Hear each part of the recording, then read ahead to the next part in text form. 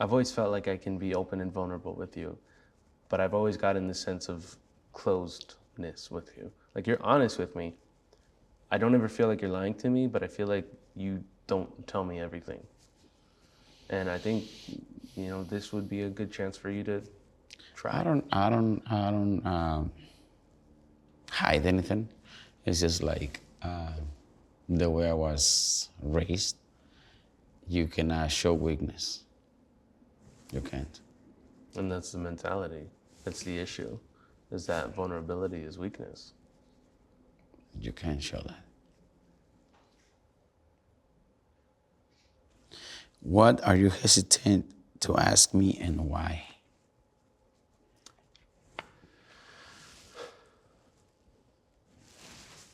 One thing I've never shared with you is that I use medical marijuana because I cannot sleep.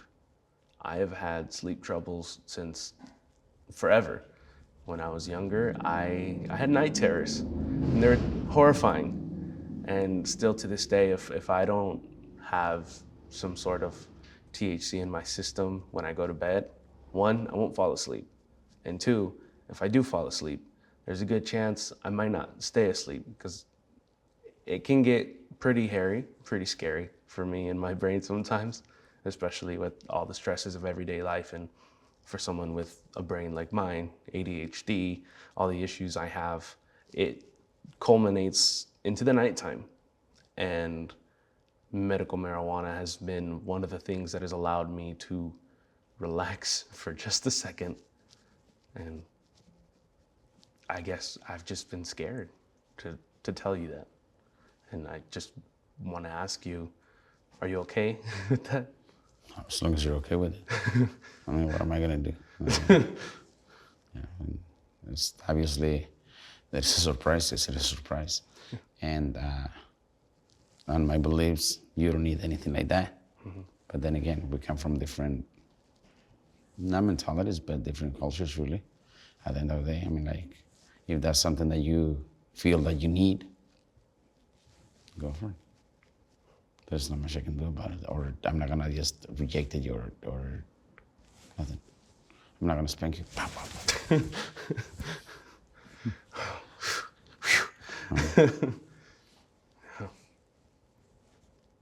No. In what ways do you think I still want your approval, and why do you think that is? Wow. I don't think there is one. Because I have always given you the freedom to make your decisions. And you might ask for an opinion, but not for approval. Because you have the freedom to either, to learn from your mistakes if there is a mistake to be made. But I don't feel that you need my approval on anything, really. I mean, I may not need it, but it doesn't mean I don't want it. One of the biggest things is when I first brought my girlfriend home, you just gave her the cold shoulder. Everyone felt it, even Mom recognized it. And it took almost 6 months for you to get her name right. Now, you guys are hugging, so I'm like, oh, that's great. But at first, I felt like she's a big part of my life, and she had been for a while already. Even if you don't feel too great about that, why can't you just be happy? Why can't you just accept it? It takes you a long time. I don't know. I really don't know. Maybe because I was scared of losing my baby.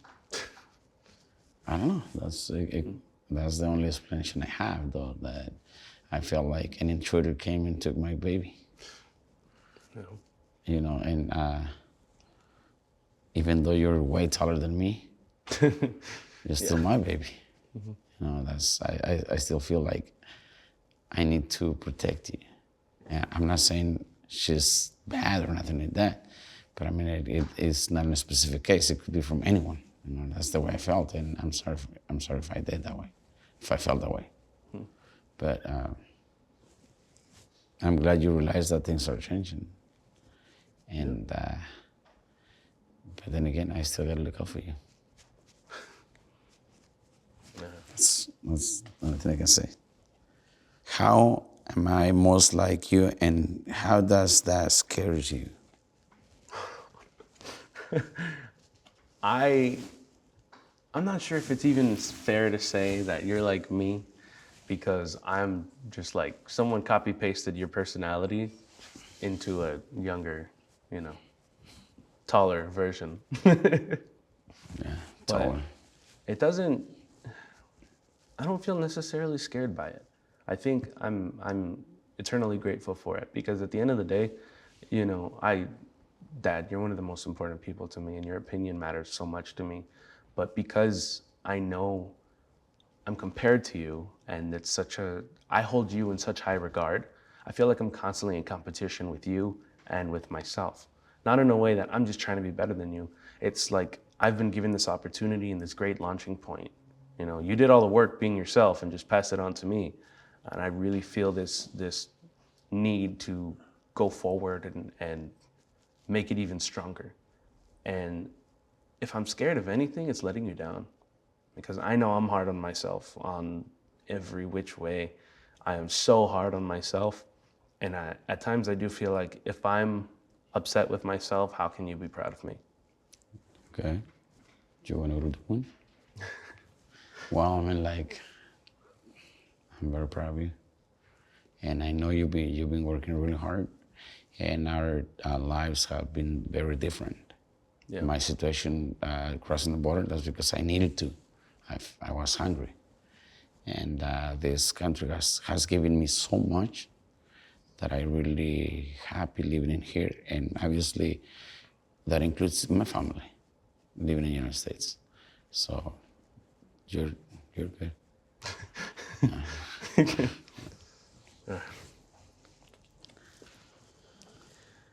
When moving here, what did you want to hold on to, and what did you want to let go of?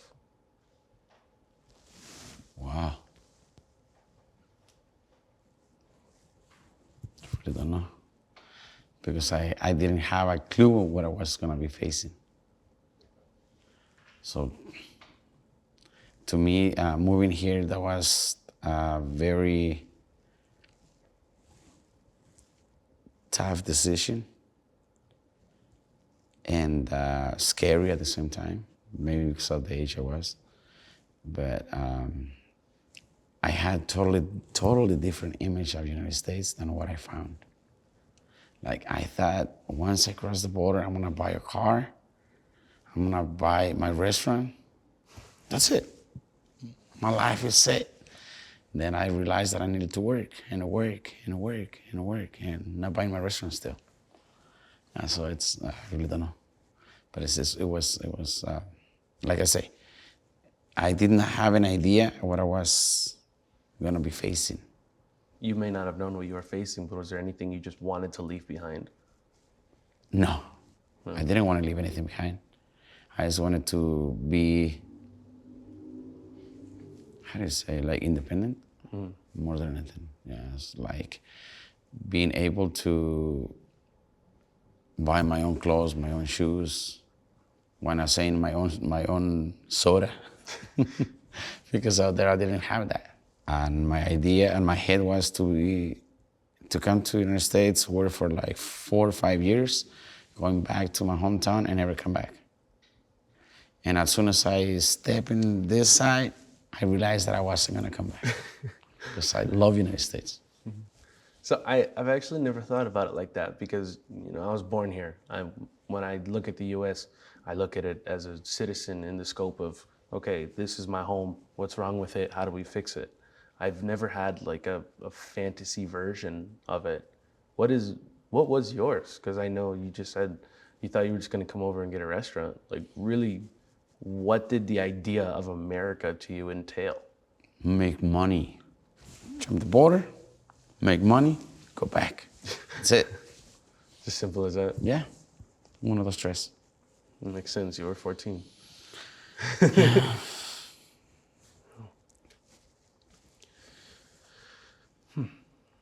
What was the dream that brought you here? And what was the price for that dream? was it worth it? So you told me your fantasy, but what did it cost, and was it worth it? I lost very important people in my life. I was not able to go see them for like 10 years. And I lose them. That's the price I paid. Yeah. I'm not speaking of my biological parents, but they were very important. The ones who took you in. Yeah. The ones who I lose whoever raised me. That's what I'm named after, right? Hmm? Is that who I'm named after? Yeah. That's what I name you, Manuel. What is an experience you wish we never had, and why?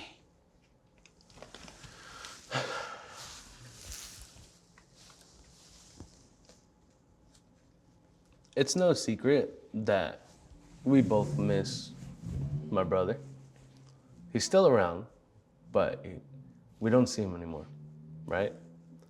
And as much as I enjoyed the highlights of the last time he came to spend Christmas with us in Vegas, it left such a hole in our relationship, the way it ended, the way things went down. I really wish it never happened. And that broke me because the first time he left, it wasn't good. Things didn't end well. And I have finally started to feel like after 5 years, my brother's back. I got my brother back, you know, and I know you felt like you got your son back. But for me, you have always been the most important person in my life. But right next to you, he was right there. And growing up, you guys weren't around. You were always working. And so who did I have with me every single day? Who did I always look up to? It was my big brother. And when we had Christmas with him, the highlights were great. I loved every second of it because it felt like I was with him again, you know, like we were how we used to be. But then the way it ended was just so venomous and detrimental to the relationship that I felt like we were finally gaining back, that it wasn't worth all the fun and all the positive memories we had. Because I'll always remember it as the day that I felt like I lost him for good. You know, you feel like that too. So that is one thing, one memory that we share that I wish we didn't. I agree. And if that was on my hands to change that, I would have changed it without hesitating. No, and it's up to this point, I still asking myself, what did I do? But yeah, obviously, if there is something that I would like to have back more than anything, it's him. If this were to be our last conversation ever, what would you never want me to forget? That I love you. And that I'm very proud of you. That's it.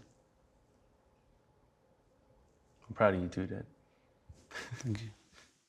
Hey, if you are watching that video and you want to ask those questions to your family, visit theskindeep.com/shop to get the And Family Edition.